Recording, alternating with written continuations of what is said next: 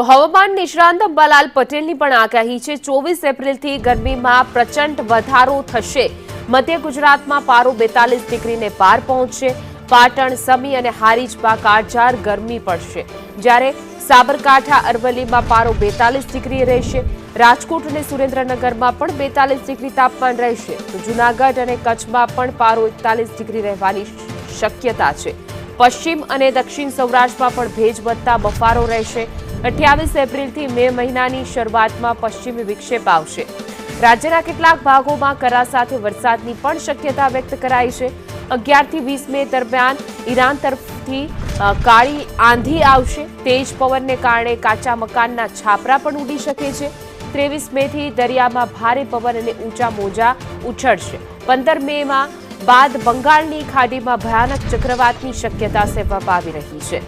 17 મેથી 20 જૂન વચ્ચે અરબ સાગરમાં વાવાઝોડાના સંકેત છે। હવે ગરમી લગભગ ધીરે ધીરે વધશે। તારીખ 24ની આસપાસની ગરમી વધવાની શક્યતા રહેશે। મધ્ય ગુજરાતના ભાગોમાં મહત્તમ તાપમાન 42 ડિગ્રી સેલ્સિયસ આસપાસ રહેવાની શક્યતા રહેશે। મહીસાગરના ભાગોમાં પણ મહત્તમ તાપમાન 42 ડિગ્રી સેલ્સિયસ આસપાસ થવાની શક્યતા રહેશે। આ ઉપરાંત લગભગ ઉત્તર ગુજરાતના ભાગોમાં પણ મહત્તમ તાપમાન 42 ડિગ્રી સેલ્સિયસ આસપાસ થવાની શક્યતા રહેશે।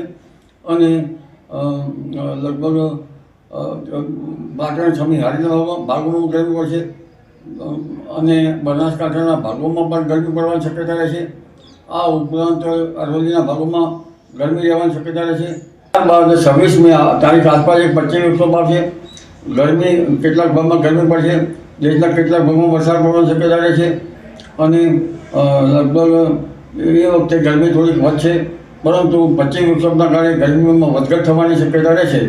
એટલે તારીખ 26 થી 28માં લગભગ મહત્તમ તાપમાન ધીરે ધીરે કોઈ ભાગમાં 43 ડિગ્રી સેલ્સિયસ થઈ જવાની શક્યતા રહેશે।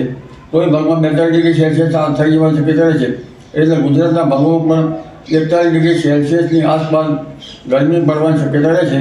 એક મજબૂત પશ્ચિમ વિક્ષેપ આવશે અને ગુજરાતના હવામાનમાં પલટો આ માસના અંતથી મેની શરૂઆત સુધીમાં થવાની શક્યતા રહેશે। પરંતુ અકળાવનારી ગરમી વચ્ચે આંધી વંટોળનું પ્રમાણ વધશે।